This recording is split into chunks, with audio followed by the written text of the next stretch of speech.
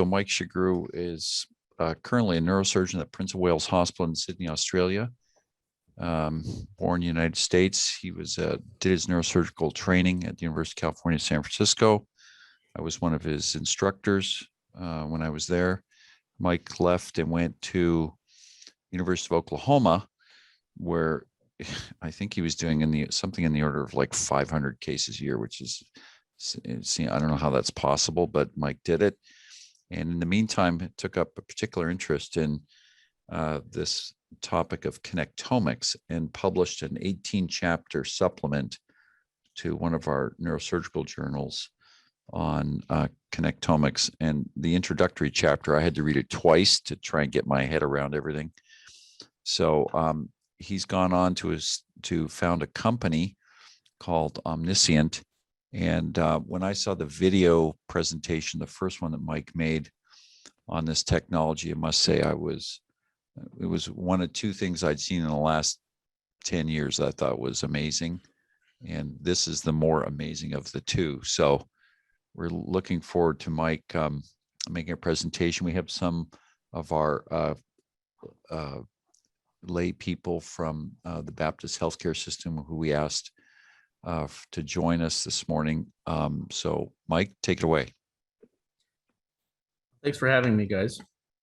So I've given some variation of a talk on connectomics probably 300 times. And over the years, I've refined it to really state why I got interested in the first place, which is how do we reduce the cognitive footprint of things that we do to the brain when we treat the brain?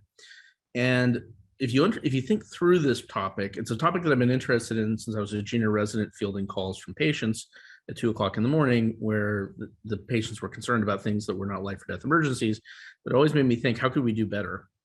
But in the search to do this, I think it really starts to touch on impressive convergence of multiple fields of medicine who deal with the brain.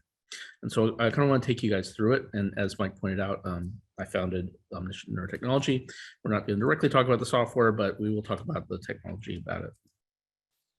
So when we're taking out a brain tumor like this, what we're trying to do, no matter what the tumor is or what what the anatomy is, we're trying to get the patient on the left to the outcome on the right with as few problems as possible, little collateral damage. Now, we're pretty good at putting holes in the brain, especially experienced brain tumor surgeons. We're pretty good at getting very good resections, and we can often preserve some of the more core functions like motor and speech because we have techniques for this. But part of it is the reason we can do that on a reliable basis is that we've known the basic anatomy of these systems for over 100 years. And if you think about this, well, we've added to that model. We haven't really changed the fundamental model. But what in that model, what it basically implies is that there's nothing else in any other part of the brain that is worth saving. So if you're not in the quote eloquent areas, well, then you can't really do anything wrong. And of course, anybody who spent time talking to patients who've undergone brain surgery know that they'll often tell you that that's not true. But we also know that we can get away with brain surgery. And so we know that there's something we're doing wrong that we don't understand. Now, as I and many people who are neurosurgeons have learned, that we think about the brain in terms of eloquence versus non-eloquence. And so basically, if you pick a non-eloquent entry point, you stay out of the eloquent areas if you can avoid it, you stay in the tumor, and you don't cut the corticospinal tract, and you'll get a good outcome. And this is true to an extent, right? These are the worst complications, or at least the most obvious ones. But again, it argues that the rest of the brain is relatively unimportant, that we shouldn't spend our time to really try to understand it and minimize our damage to it, or at least avoidable damage. And we know that we're not doing as good of a job as we could be, because if we talk to our patients, they often have cognitive or neurological deficits that we don't understand. And if we don't have tools that help us learn what we did wrong, we really aren't going to improve. And so that which is not measured does not improve. And so a concept has come, particularly in glioma surgeries, which is called the oncofunctional balance. And so we generally know that the further you take the tumor resection, the more of the tumor you remove, the more likely you are to get a good oncological outcome and control the tumor. There's pretty good evidence for this now. But we also know the further you take it, the more likely you are to cause problems, because eventually you just run into something that isn't tolerated. And so there's always a balance when of how much of brain tissue can we cut without causing a problem where it basically is not worth the effort. And these are very complex decisions when we think about it, because ultimately, if we don't control the tumor, all these other distinctions are irrelevant. But at the same time, we really want to do the best job we can. So if you look at this person on the left, it's hard to argue that being cautious to try to prevent mild cognitive problems is really going to achieve the goal of what we're trying to do, because if we don't get this tumor under control, subtle cognitive problems are the least of their issues. So we have to be brave. That doesn't mean that we should be stupid, but we have to be aggressive with this tumor because it's a bad cancer. But it's hard to argue on the left that increasing the extent of resection by 1 cc is worth damaging the language and motor systems and leaving somebody with no quality of life.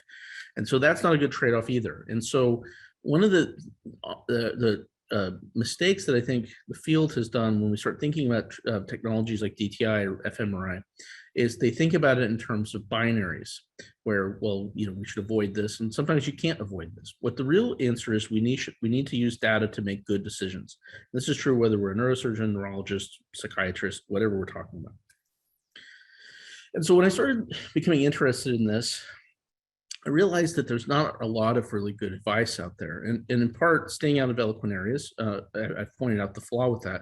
But people have gone even the opposite direction and said everything is eloquent. But of course, we know we can cut the brain. And we know that not everyone who we do this to notices a big difference.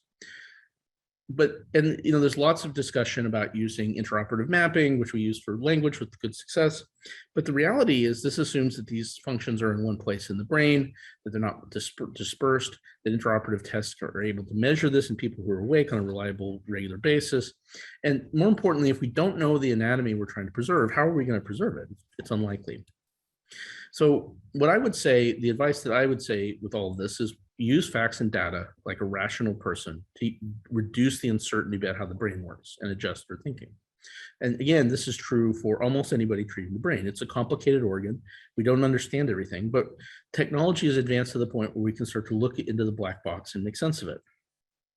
So I'm going to kind of outline my thought on how we can, over time, as a specialty, reduce the cognitive footprint of things that we do to the brain.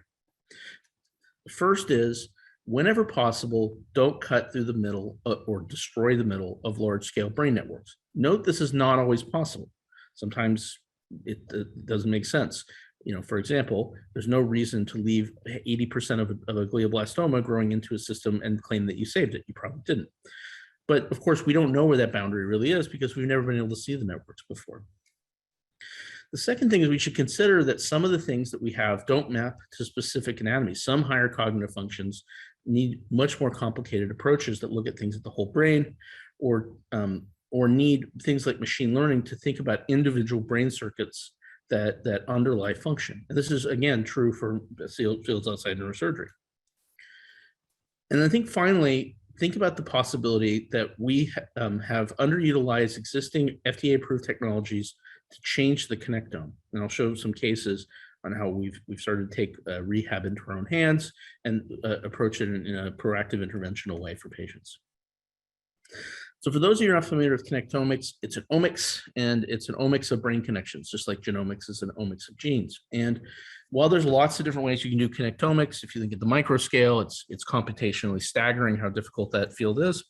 But ultimately, most of the things that are in the world that clinicians are going to be using in the near future are MRI based, because we all have MRIs, and it's amazing what MRIs can really be pushed to do when we utilize sophisticated high level computing and some of the advances in neuroscience. Now, when we think about MRI techniques, we're thinking about functional MRI and diffusion tensor type imaging. So that shows the functional connectivity and the structural connectivity. And these are not new. This has been around for 30 years. And it has 550,000 papers. Last time I typed this into PubMed on the literature. So this is a very well-established technique. While you might quibble about one or different aspect of it, these are been around for a very long time with only some translation. And part of the reason we haven't translated this is that ultimately it's challenging to do machine learning at individual hospitals. The software solutions are made for experts. They're not made for clinicians. There's often not user interfaces. And so even at very sophisticated high-level places like Harvard or Stanford or UCSF or wherever, oftentimes there are homegrown solutions where people do this, and this is not scalable. This is not scalable outside of academia or even inside academia for the majority of patients. So because we don't see this, we don't get used to thinking like this, and we don't know what to do with the information, so we don't demand the solution. And so one of the things we were focusing on is how do we break this cycle? Because the technology is clear. It's clear what the science says on this. And we might, again, quibble about specific interpretations, but the fact that this is a useful technique is important. Now, ultimately, the thing that has held back our ability to leverage this kind of imaging, beautiful imaging that shows the connections of the brain, is that this is an extremely high dimensional problem, meaning there's lots and lots of variables you have to account for. And without having the type of computing power that's really come of age over the last 10 years, and the type of machine learning techniques that makes possible, and techniques for analyzing things at a connectomic level, we just could only look at this and deduce, well, that's the corticospinal tract, or this is the arcuate, but we didn't know what everything else was doing. And if we can't glean insights out of extremely complex data, then it's not that useful. I mean, eyeballing stuff is, interesting, but if we don't know what it means, then it's not useful. So let's look at fMRI and what is the fundamental challenge with functional MRI and what does connectomics actually bring to it? Well, for those of you who've never seen an fMRI, this is the raw scan set. It's called an EPI bold. And if you look at this as a time series, at every voxel, you can extract the signal. This is what the actual signal looks like. Now, notice that this is not a smooth curve because that little point in space is changing who it's talking to on almost every few seconds or even every second. So it's an extremely complex all with all data set. And without having machine learning, it's almost impossible to make sense of something this fast. Now, if we start talking about simply how do we reduce this to a level of complexity that humans can understand and take action on, the first step in any machine learning analysis of giant data is dimensionality reduction. You have to get this down to something where machine learning can perform correctly, where you don't hit the commercial dimensionality and where you can interpret the results. And the best way that we have for dimensionality reducing the complexity of the human cortex is parcellation. Everyone here who has attended medical school or has familiarity with neuroscience knows about Brodmann's series. That was the first parcellation, where you divide the cortex into parcels. This is a more modern one, and it comes from the Human Connectome Project, which was published in Nature in 2016. This is actually my brain. And what every color basically shows you is an area that does something different than its neighbors. And so one of the things when this paper came out, someone gave it to me the week that it came out, once you were a neuropsychologist at Oklahoma, and I immediately saw something really valuable here. The first was that this gave us a way to talk about brain anatomy that was aligned with how the brain really is.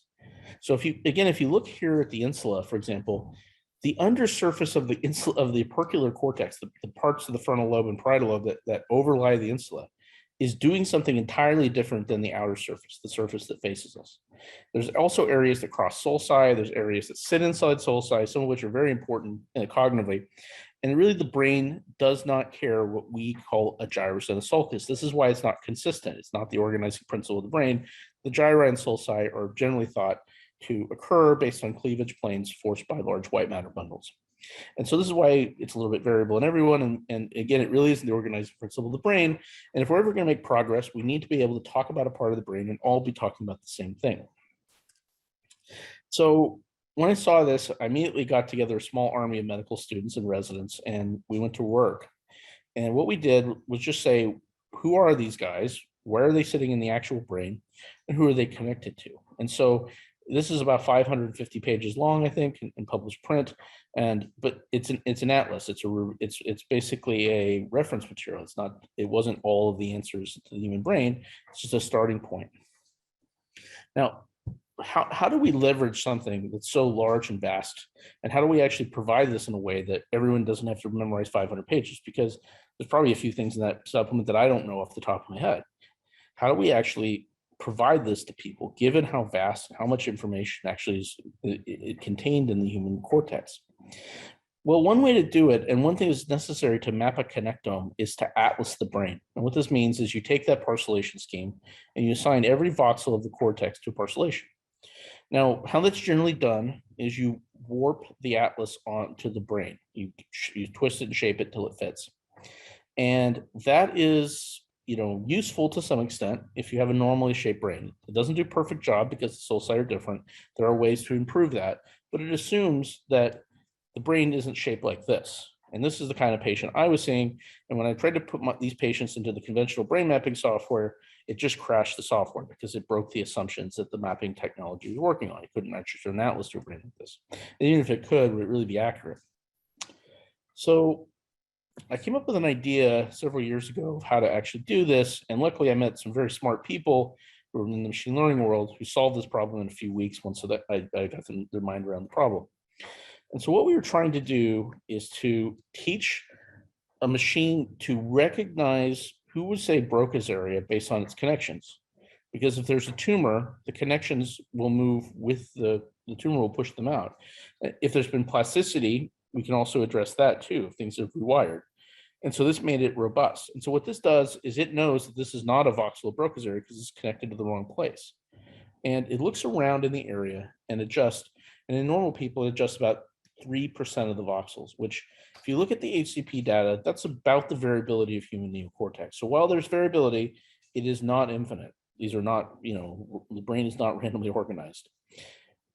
And so what it really excels is when we have a brain tumor because there's no tracks going through it. And so it knows that that's actually a better fit and it can map around totally distorted brains. So show you how, when we knew that we had something that actually worked, this is a patient that almost had a frontal lobectomy for glioblastoma. The tumors come back several months later with a vengeance. We did not even operate on this person. You can see that the insula, if you look in the upper left corner, has shifted anteriorly. But despite that, the machine learning knows where the basal ganglia is. And it also knows what's missing because it has a representation of what a voxel connectivity of different areas are. So what that allows us to do is to map large-scale brain networks and show it to people, which is a fairly simple idea. And so if you look at, for example, a case like this butterfly glioma, we've known this is a bad tumor. We know that if you go in and willy-nilly and operate on this, it has a high risk of leaving serious cognitive problems or other issues. And part of it is we didn't know why, because we can cut the corpus callosum. We've done that since the 50s. So why is this area so bad? Well, it's simple because a tumor like this tucks into the sensory motor system. It abuts the language system. We wouldn't have even known there was language areas there, but the machine learning knows that. And it also does a 270-degree bend around the default mode network, which is discovered in 2001, wasn't, what talked about when in my med school class, but we now know from tens of thousands of papers that it's at the epicenter of human cognition. It's where you have theory of mind happening, it's where you think to yourself, you imagine, and it's also where episodic memory happens.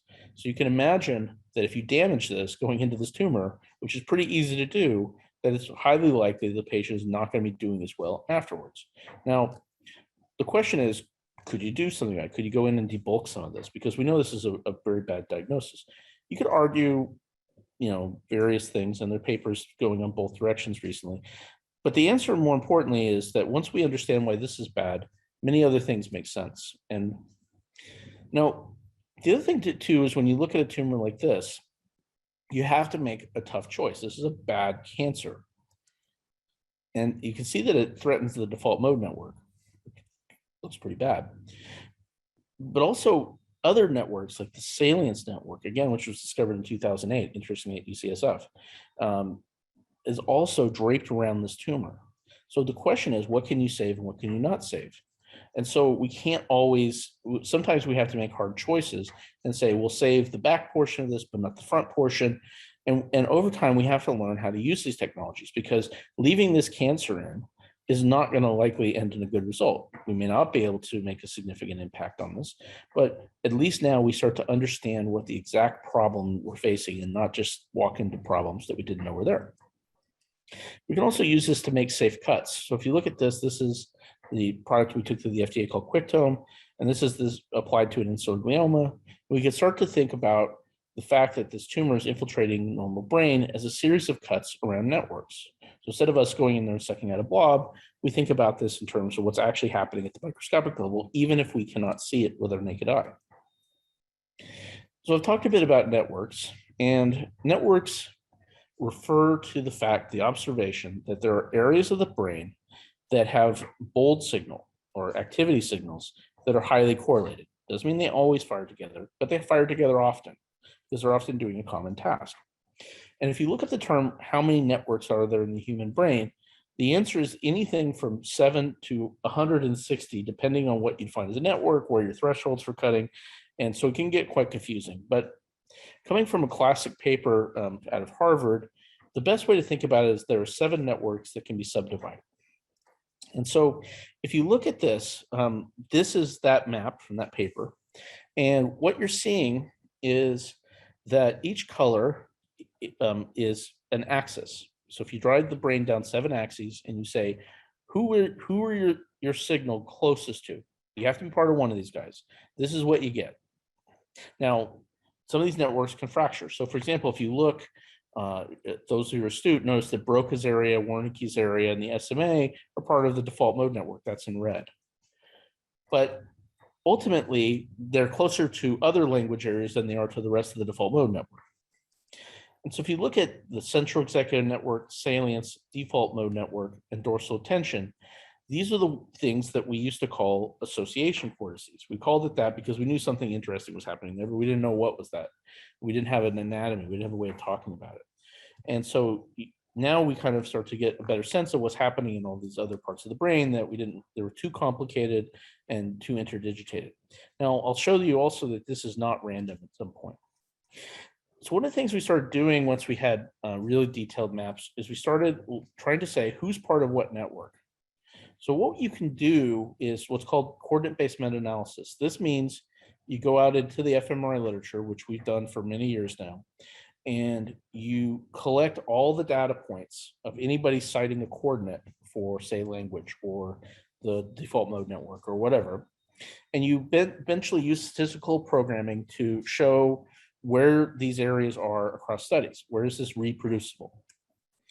We figured out then in that coordinate scheme who was what, and we now have a map of a network that we can leverage. And so now we can show large-scale brain networks and their connections in ways that weren't possible with us just using traditional fMRI or DTI ROI techniques. So I'm going to teach you a few things that we've learned from our studies of brain networks. The first is there's a general term called the control networks. These are the ones that sit at the top of the hierarchy and determine what everyone else is doing. And basically, they sort of work like this. And this is a simplified model, so it's not everything in reality. But in general, the default mode network and its alternate, the central executive network, are generally not supposed to be firing at the same time. In fact, the more they fire together, the actual worse your psychopathology is. This is part of many mental illnesses of the cognitive and other emotional issues that come out of this. There's a third network called the salience network, which is the switch that goes between them and determines who goes where. And so when we start to go back and look at anatomy like the cingulum, we've thought about this as the memory circuit. That's what I thought about in medical school. But there's a lot of other fibers. And this is our map of the cingulum. And again, those fibers that are coming out of it are going to the default mode network. Now, there's a lot of other things that the cingulum is doing, but this is one of the main things it's doing. There's an anterior cingulate, a posterior cingulate, and a lateral parietal component. Now, this is the core of the DMN, and this tells a lot of other areas, including language, what it communicates and kind of drives a lot of their activity. The salience network is a middle cingulate and anterior insula network, and the central executive network is mainly a 3-part, or we could say 4-part network, but essentially frontal polar, this area 8C, which is one of the most highly connected parts of the human brain, and this area here in the parietal lobe and the supramarginal gyrus. Now, the literature on this is vast. The linking of this, I had to do a review for the European regulatory submission we're about to make. And one of the questions was, what proof is this that you need to show that these networks are actually useful to know about? And so in the last 10 years, there have been over 1,300 papers linking dysfunction of one of these networks to some kind of neurological or cognitive deficit in a variety of different diseases. And this is not surprising because they're doing a lot of really important things. Now, some of these things don't map cleanly. They're hard to understand and they're complex. But the bottom line is, it seems relevant that we should probably try to at least preserve the core of the network as much as possible. One of the things that thinking in terms of brain networks allows us to do is to try to take things that we've kind of known, but didn't have a really clear understanding of why, and what should we avoid doing as neurosurgeons. And be able to actually explain in terms of anatomy. So, for example, if you were to look at a kinetic mutism or abulia, and we know that working in the, for example, retracting the medial frontal lobe or having a stroke in the medial frontal lobe, et cetera, is very common to have some of these problems to varying degrees. We also know that anterior butterfly tumors, if you remove them and you damage the system, you get these problems. And once we understand the interlocking anatomy of these networks, and more importantly, that the supplementary motor area is half salience network and half default mode, it makes a lot of sense that these things are probably related to initiating movement and motivation. And beyond just the fact that this anatomy makes sense, there's actually data on this. So for example, this is a paper out of Harvard where they looked at lesions that cause a kinetic mutism, and you can see that the places that are consistent are the salient, that little salience network default mode axis, we call it the initiation axis, and the thalamus. And so, again, not something we spend a lot of time thinking about. Another thing that probably needs to be updated is this model. It's not that it's wrong. This is kind of where language is that it's incomplete. And so we know this because when we start looking at the data from dementia, we know that there's things like the temporal pole, there's areas in the SMA, there's parts of the frontal acyclic tract, and these have been linked to various neurodegenerative forms of primary progressive aphasia and other sort of speech-related disorders. And that doesn't fit very well with the Broca-Wernicke model. So when we start to look at the language system, you notice in a modern language system, there are a lot of areas other than Broca-Wernicke. They're on there. And we have a better definition of what Wernicke's area actually is, because it's hard to really find an accurate picture in the literature prior to this of what exact parts of the temporal lobe are part of speech. But we also find areas like this, which is called 55B. It's in the middle frontal gyrus, it's in the precentral sulcus, and all the evidence says that it's a speech area that actually doesn't talk to Broca's area, it has its own set of connections to the language system. And this is a patient that I told Eddie Cheng about a couple years ago, who, when he told me that he had data showing that this was probably moving the larynx, probably a separate motor cortex to the larynx. And he sent a linguist out to see this patient because this guy was left with, you see, a relatively modest surgery. We didn't do anything radical here. He was left with the inability to phonate. Even though he could type a very detailed email, he's working as an accountant by email, he basically can't talk. And so this, again, is there's been subsequently a group in Spain who read this paper and to the case series on this, and they suggest that this is a speech area we didn't even know about because our models were incomplete. Now, there's a lot of other situations where we start thinking about not just speech problems, but language, and that these need to be distinguished. So speech is moving your mouth and tongue. Language is actually the cognitive control of that system. And so we start thinking about what are the consequences of temporal lobectomy. It's a language problem. It's not a speech problem usually. And the language problems can be subtle and complex and harder to pick up. Now, one of the questions is, how does the temporal pole even connect to these areas? And what we found is that if you look in the upper left, the temporal pole has a component of the default mode network. If you look at that yellow, that's everything that's synchronized with the temporal pole. You can see it's Broca's area, Wernicke's area, the kind of usual suspects, but it also is parts of the default mode network if you're paying attention. And that little strip is a subordinate part of it, which is a language pathway. And it has its own set of unique U fibers that I've never seen this anywhere else in the brain, but they parallel the gyrus instead of crossing sulcal boundaries. So it's a very interesting bundle. And this is probably part of how language happens.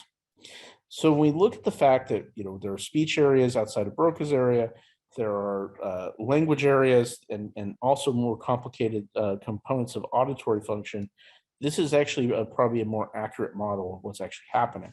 And again, it can continue to be refined, but this is a starting point. Finally, I'll talk about one other thing about brain networks. So if you look at this, it strikes you that particularly the control networks are pretty random, but it turns out they're absolutely not random. So if you look at this medial hemisphere, you see that there's a pattern there, which patterning in embryology are pretty common. Segmental patterning is something we see throughout the nervous system. And so also, if you look, the default mode, posterior cingulate, anterior cingulate, onto the hemisphere, down to Broca's area, backwards and around, this sort of S. But this is repeated for all of the networks. So it's anything but random. And this repetitive system has been traced all the way to marmosets, at least in evolution. And furthermore, if you look at the cerebellar hemisphere, you notice that majority of the cerebellar hemisphere is not a motor coordination system or even an eye coordination system. It's overwhelmingly represented by the control networks. And if you look at the paramedian lateral hemisphere, the blue is motor. If you start up at that upper left panel, go from 1 o'clock and go counterclockwise, motor, salience, CN, DMN, and then it repeats on the other side. In fact, this is also how the basal ganglia, at least the striatum, is organized. So this is an organizing principle of the brain. So how do we use this? And so I wrote a book about this, and what we were trying to talk about was how do we make safe cuts, or what are the safer cuts, at least based on what we know about this. And so one of the things connectomics does, it doesn't prevent you from cutting cross networks, and it may not even be possible to save these in some of these cases that I've shown, or even desirable. But what it allows us to do is come in with a firm mental picture of what we're there to do and what's at risk. And we start to get an idea of what the actual anatomy that we're trying to save. And so if you think about the nation of Venice, it was protected by its lagoon for hundreds of years, going back to the Middle Ages until 1811. And it wasn't because people didn't try to invade Venice. It was because there were ports that would wreck your boat. And so invading armies often didn't have the route to get into Venice, and the battle was over before it started. And now when you go, there are posts. So this is the White Matter. It's amorphous, it's full of traps. And when we start thinking about, you go now, there are posts. And DTI are the posts that tell us, well, this is where the risk is. You can still crash your boat, but it makes it a lot less likely if you have a firm idea what you're there not to do. So when we start to think about the challenges with operating the brain, and we compare it to skull-based surgery, skull-based surgery is a difficult job. We all know this. There's lots of risk. The anatomy is complicated. But they have one advantage that the brain tumor surgeons don't have in the intraaxial glioma surgery. And that's that you can see the anatomy. It's all visible. It may be very distorted, but you can eventually find it in most cases. Whereas in cases like glioma, you can't see any of the anatomy. And so we're always having to put anatomy back into the operation. So when we start thinking about the surgery as opposed to sucking a blob out in a circumferential fashion, but instead making a cut next to a network in a deliberate fashion to try to preserve this, we start thinking about the surgery differently. So for example, and to show you that we basically built software that we took to the FDA earlier this year that essentially is built around this concept. So if you say you're doing lateral frontal surgery, it gives you the networks on your image guidance. But when we start thinking about the brain as a set of disconnections, we start thinking about this tumor differently. This is a big, a pretty sizable tumor. But instead of going in there and just, sucking this out until we run into something, we actually approach it a little differently. We know it's at risk. We know that the default mode network is plastered over the medial part. We know, but it seems salvageable. It's not entangled with this. We know the central executive network is on the boundary of this tumor, and we can make cuts that minimize the damage, or at least don't cut to the center of the network. Now, that seems like a good step, but there's a challenge, which is that when we start thinking about even higher functions beyond just the simple elemental ones, oftentimes they're mixing of networks. So if you think about what it takes to do math, there's actually multiple networks that are necessary to do this. And so it starts raising the question of, are there aspects of the connectome that require us to look at the brain as a whole, as opposed to looking at its specific anatomy? We can do that. We can actually look at the brain as a giant math equation where it's called a graph, where you look at everything and how many fibers are how connected or how correlated to these areas, and you can do experiments on it. So how do you make the brain into a graph? We take the DTI, you parcellate it, and you calculate how many fibers go between every area and every other area. And there's some things that start to come out that don't map very well to anatomy. They're really more of a of a individual complex concept. One of them is called hubness. And so hubs of the brain are areas that are highly connected. There's lots of ways to measure it.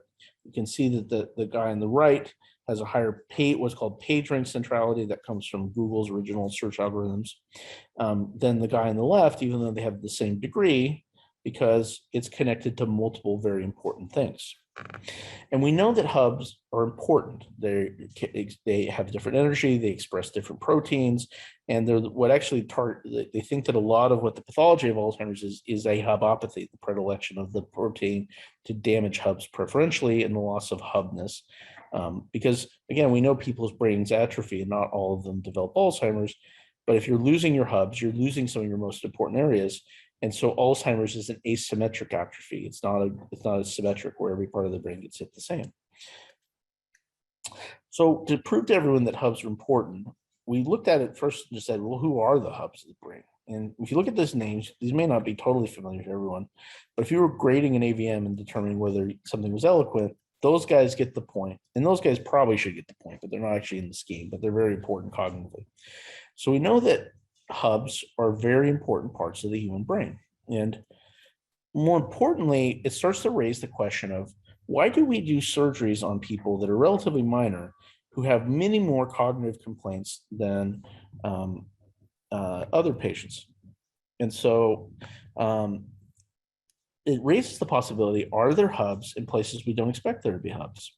Turns out, I'll give you the quick answer. This is a cohort of over 280 people that we ran through machine learning.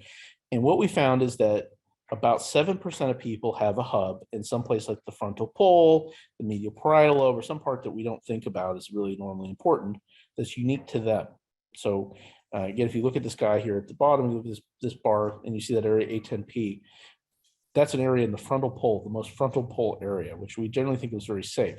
And in most people, it's not a hub. But in that's one individual for whom this is the 10th most connected part of the human brain, of their brain. That's pretty dramatic differences. And that raises the possibility that we're missing things by not looking at the brain as a whole. I'm going to go quick through the rest of this. We start thinking about how do we figure out mapping things to circuits. We can start looking at what's called functional connectivity. And what's happening at a resting state level is different parts of the brain are co-activating as you sit in an MRI. And as that happens, you can look at this, you can study this, and you can determine how often these areas correlating. Now, in a normal scan, people may be thinking about different things, they're different people, and some of the stuff is not relevant, but there are areas that are generally very consistent. And as a result, they don't vary. So we know that when we start seeing areas that fire together too much or not enough, and they have a consistent pattern across individuals, that this is a problem. And this is called functional connectivity. And it's really been a major step forward in our understanding of mental illness as well as many other diseases. Looking at this kind of pattern from resting state, this is a paper in Nature Medicine, and what they found is that you could biotype at these 4 different types of depression that had different symptoms and different responses to treatment. And so they're different diseases in all intents and purposes. So it then raises the clear point that when we treat all these patients with the same algorithms, the same evidence-based medicine approach, they're actually, basically the equivalent of putting a cast on everyone's arm, knowing that they have a broken bone when some people have broken legs. Now, again, large-scale data set. If you look here, red is highly correlated, blue is not talking to each other. And when we start to use all the knowledge that we have about the connectome, we can start to learn very quickly about what things are doing. So in order to really mine connectomic data, we built a giant distributive hypercluster. It's able to process about 1 million scans at once. This is a tool that we did that runs every possible machine learning solution to find the one that has the best fit for a question. And it allows us to ask questions. And what we want to do is ask questions about what in the connectome predicts things that we care about. Where is the symptom coming from? Is a patient going to respond to treatment? We use machine learning to try to bridge the gap. Now, one idea that's been important over the last 10 years or so, and it's, again, the National Institute of Mental Health has put this as one of their official funding policies for mental illness, is that when we start thinking about transdiagnostic biomarkers, ones that are the same circuit that has the same symptom, regardless of whether you have schizophrenia or depression to get that symptom, it starts to move everything that we've been doing into a biological basis. And so we took we've taken some large data sets and started mining this data. So if you look at schizophrenia, the idea that we could break the numerous connectomic problems that these people have into sets of symptoms means that we could think about changing it, like things like non-invasive brain stimulation. So we built a big machine learning pipeline to do this. The main important thing was I told the machine learning people they couldn't have a black box. They gave me this. And what the whole thought is that it tells us that hallucinations, not surprisingly, happen in the auditory regions in the visual system, but we also start to learn things that we didn't know. Like for example, people with somatization disorder have problems in the anterior cleft of the insula, which again has been pointed out by other data sets. And it starts to get to the idea that we can break this into individual circuits. And once we understand circuits, we can think about changing them. Once we understand what we're doing, we have a lot of paths. And so this is kind of the basis of interventional neurorehabilitation, is using techniques that are already available to us to get better results for our patients. So for those of you not familiar with TMS, this is one of these options. There's lots of other ones, but this is one that we like a lot. And it delivers a magnetic pulse through the skull, non-invasively, and stimulates a field. Now, if you look at that little area in red, is actually probably most of what's getting effective stimulation. And it's an FDA-approved treatment with hundreds of randomized controlled trials showing that it's extremely safe and often effective if you hit the right area. Most recently, there was a randomized trial in brain tumor patients and gliomas that showed that if a patient has a motor weakness after surgery, giving TMS as opposed to sham achieves a long-term durable improvement of motor function above the sham cohort, with a number needed to treat being 2. So meaning if you treat 2 people, you get 1 person with a lasting benefit. And so given that some of these people probably have tracks that have been cut in the surgery, it's pretty impressive. And this is very aligned with what we've seen clinically. So it really argues that we should be doing this. There's no class 1 evidence for this. So how do we figure out where to target? And so when we start looking at these correlation matrices, what you're looking at is, this is every one of the language parcellations I showed earlier. Same thing on the x-axis, and every square is a comparison. And so red means these areas are talking to each other, and blue means they're not. So on the right is a patient with a glioblastoma in the arcuate fasciculus, dense aphasia, and you can see that there's a significant functional disorganization to what we expect. But isn't just cool that we can visualize aphasia, the physiology of it on an MRI, but that is 55B. So we can do something like this where we pick a target and change it. And to show you that this is not a placebo or it is not a minor difference, this is a patient we treated about 6 months ago, large stroke, 18 years old. This is a 1.5 years out, has pretty significant language problems that are persistent. And through a long series of reasons, and I'll show you in short, a lot of her structural language system was damaged, but was really causing a lot of the problems when we looked at the functional connectivity was that the supplementary motor area was not connecting to the language system at all.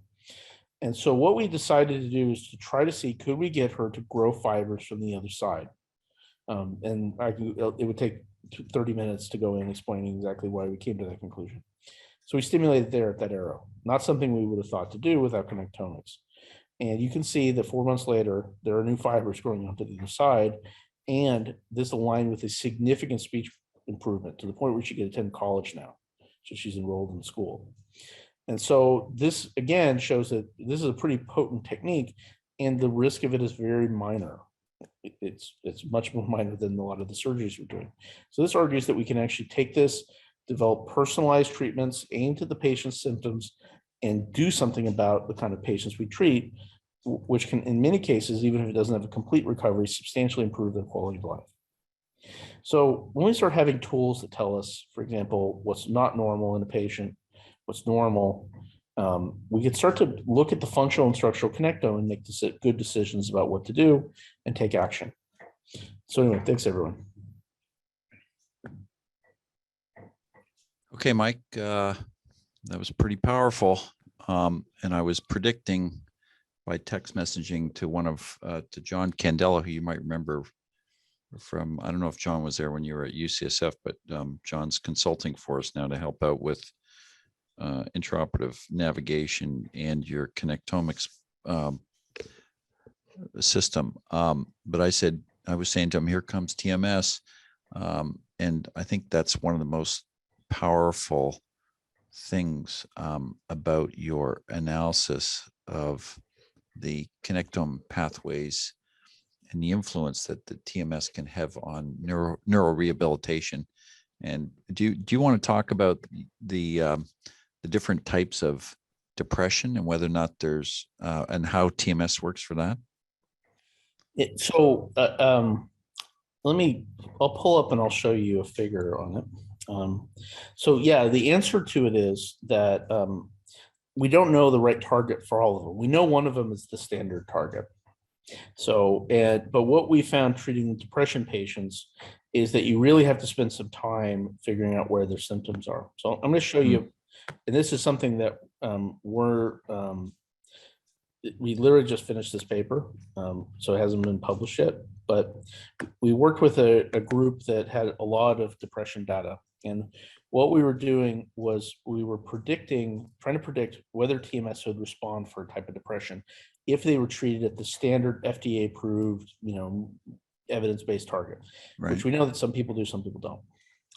And so what you see is that we can actually look at all of the symptoms of the depression rating scale and find where in the connectome is specific for that. And these models are performing at AUCs of over 0.9, which means they're extremely accurate.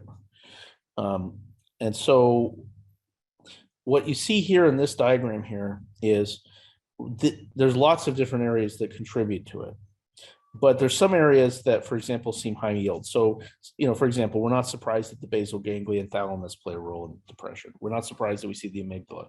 But what happens is we can start to look at other things and say, okay, if someone has a change in sleep pattern, well, that's an orbital frontal cortex area. And that was one of the biotypes of depression. And so we can actually take apart all of the symptoms and eventually start to have symptom-specific targeting. And so this is, again, a set of models that we're taking through FDA this year. And so the thought being that everything is personalized, aimed at circuit-based targeting. Now, of course, we want more data. We want to get more nuanced. And there's really, the next question is, are these the targets or are these the blockers? We don't know. We're starting to dive into it. But we do know that these things tell you whether this symptom will respond or not. Mm-hmm. And so then the question is, do you add these as targets? Some of these things you can't hit with TMS, but some of them you can. Or are these the ones that tell you need to go to a different target? But the bottom line is you can see that we can basically take apart the depression connectome, link it to anatomy, and link symptoms to anatomy. And we've done that with schizophrenia as well. We're doing this with autism and a few other things. So what we're building, and again, we haven't built it yet. But this is, this is coming, is a workflow that works something like this. So you say I have a person who I think has schizophrenia, and it says, what do you want to do with this person with schizophrenia? You say, I would like to fix a symptom, or I want to predict whether they respond to antipsychotics. We can predict whether a symptom that, whether if you put someone on antipsychotic. Now remember, some symptoms always respond or never respond. So we can't make a model for that. But then the thought being that if you say, I want to treat cognitive disorganization, it will tell you these are the 10 areas that predict this, and this is what's wrong in your specific patient. So precision psychiatry, basically. And so what this does is you can see the crosstalk that we have between, basically we make them into proceduralists and neurosurgeons, and we make us into people who actually can understand psychological impact of what we're doing and potentially deal with it, right? Mm-hmm. So if you look at that, that's really the power of connectomics, and that's the transdiagnostic hypothesis, which is there's an anatomical explanation for these things, and it's learnable from MRI, or at least we can get closer to it. So that's, again, that's what we're working on at the moment. So in other words, based on this analysis in the schizophrenic patient, you'd be able to predict whether one, there was a target for TMS, or two, whether or not they would respond to a particular type of medication. Yeah, exactly. So what you can think about is this, right? Medications work in some people, don't others. They don't work on every symptom. So if you think about a randomized trial, what they look and they say is, does the Hamilton Depression Rating Scale or whatever scale you use go down? And now, if you go and reduce the Hamilton significantly, but one of the symptoms left is suicide, that's a serious problem, right? Now, generally, that tends to get better with medicine if you have a response. But one of the thoughts is, well, it's not fixing all of the circuit problems. It's setting a lot of them to the right frequency, but it's not fixing all of them. And so, and of course, we found a few anxiety targets recently that we, in our experience, if you find this target, if this target is abnormal and you treat it, it has a 90% remission rate. That's been our experience. What's interesting about this is it's not a part of the brain that you would think is causing anxiety. But recently, we were treating it for a while, and a group published a paper showing that if you have a stroke in that area, you develop anxiety. So it really starts to highlight the fact that the frontal lobe is doing a lot of things that we didn't have the ability to understand because it was just incredibly complicated. Yeah. And worse yet, it's highly variable between people. Justin Spohr has a question. Hi there. Amazing presentation. It's really, really fascinating. I'm one of the functional neurosurgeons, and we do DBS and thalamotomy for tremor. And so I have a question. I mean, could this be used to identify the specific tract from the thalamus up to the premotor area? There's papers that suggest that those connections, if you can target them, are the best at tremor suppression. But like as it is right now, we're targeting something 14 millimeters off of midline, and that's like so inexact and bothersome, especially when somebody has like ventriculomegaly. You just know that the track that you're aiming for is probably not where you think it is. Well, yes, of course. And so what we've been working on over the last couple of months is right now we have thalamus as a single structure. So technically you could see the fibers going between that and the motor cortex. But what's more interesting is we've tried to push it as far as we can. And we said, can we find thalamic brainstem nuclei? Can we segment the cerebellum like I showed in that thing? Yeah, the answer is generally yes. So we're able to get specific thalamic nuclei. We can pull the nucleus basalis out of we can pull a lot of things that we weren't able to see before, and it can handle distortion. The more interesting question, of course, is the idea that there may be, like for example, the classic GPI versus STN discussion. And we know that the difference is not so much efficacy for treating Parkinson's was the side effect profile. Of course, that obviously raises the possibility that, you could tell ahead of time, what should you be treating? Right. And how do you make sure you hit it? And these are questions that, we kind of all thought of in the back of our head, but, it's kind of like, well, how do you answer this? It's the mysteries of the brain. Well, machine learning can go find those kind of needles in haystacks. So this is something we're hoping to bring over the next, couple, year or two, is really more detailed. So we're able to pull things like the locus coeruleus out of scans now. We're able to even get the periaqueductal gray. There are some brainstem nuclei we can't find for whatever reason. And so we're trying to push our algorithm as far as we can. We're using different types of tractography. And we think it will be in a future version of QuickTone, but it's not in there at the moment. Just because we really want to make sure that if we're doing something that small and people are going to start putting electrodes based on that, we're really getting as accurate, high quality accuracy as we can. So Mike, I got a question just to play devil's advocate with a DBS surgeon.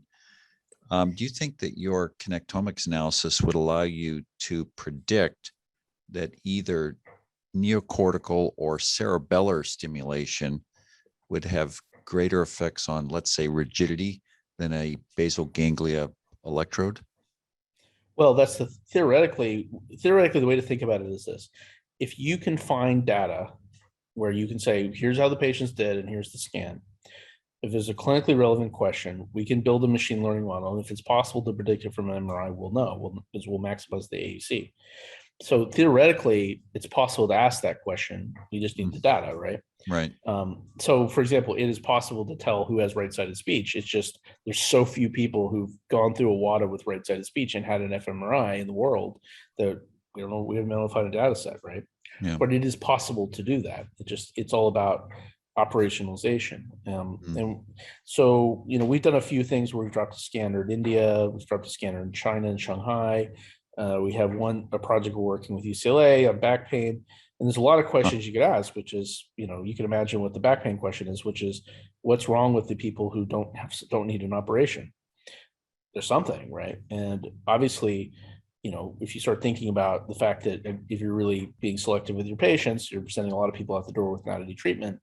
Well, and we know that psychological issues are very common in these patients.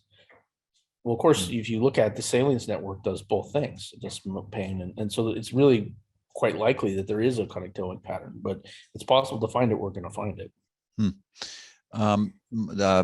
Mike Hoffman from Orlando is asking about non-invasive vagal stimulation showing promise in a variety of behavioral and cognitive dysfunctions.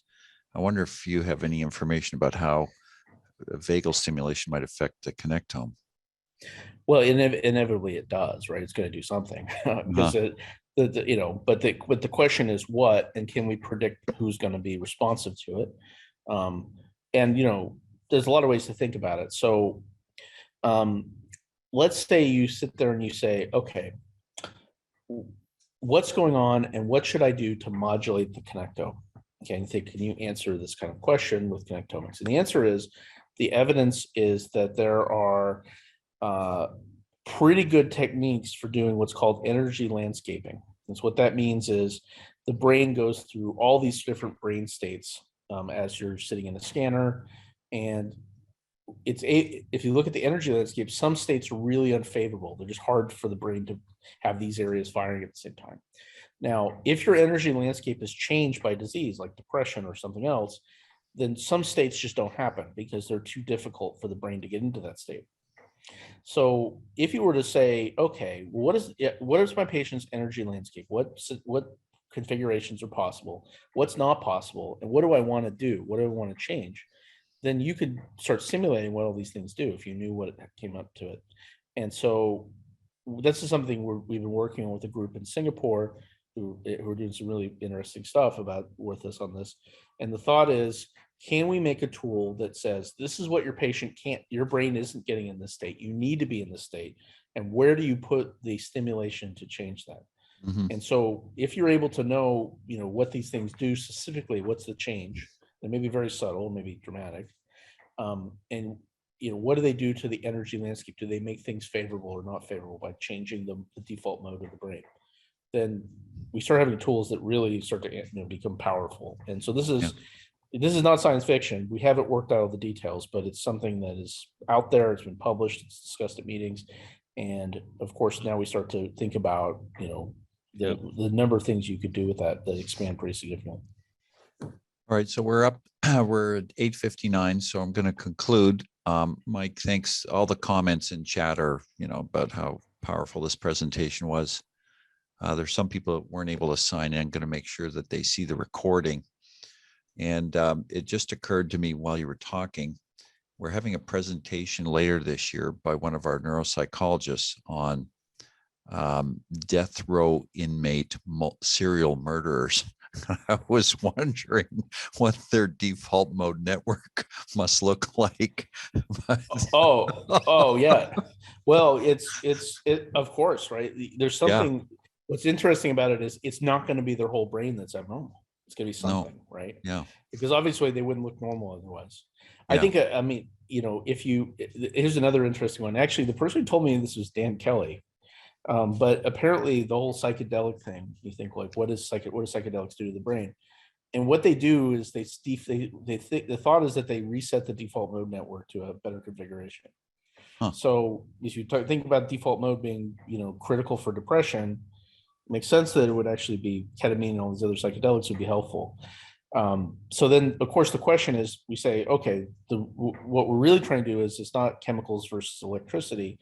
It's putting people into the correct state. And so we have to know what the right state is and what these things specifically do. But at some point and it's plausible that you'll have tools that just tell you, listen, you put this person on antidepressant, things are going to go haywire. This is not going to work. Don't waste your time. And you need to think about pacemaker or, you think of it this way. If depression is a rhythm issue and it happens in some place in the brain, and suicidality is And so if you had a potentially fatal rhythm in the heart, we put an AICD or something in there Right. to ablate that. Right. Well, it's totally plausible that, we're going to do the same thing the cardiologist did yet again and adapt it for the specific challenges of the brain. And so you just have a brain AICD that just says, hey, listen, you don't think about killing yourself. It's fine. Yeah. It resets that area. Well, yeah, it's pretty amazing. I think the future's going to be really bright for this technology and applications in a variety of different conditions. And we'll stay tuned. And when all this settles down next year, I'm hoping to invite you out for a lectureship about down to Miami. So we'll look forward to getting an update on all your work. So thanks Yeah. again, Mike. Thank you very much for your presentation. Thank you, Thanks, everybody. everyone. Thank you.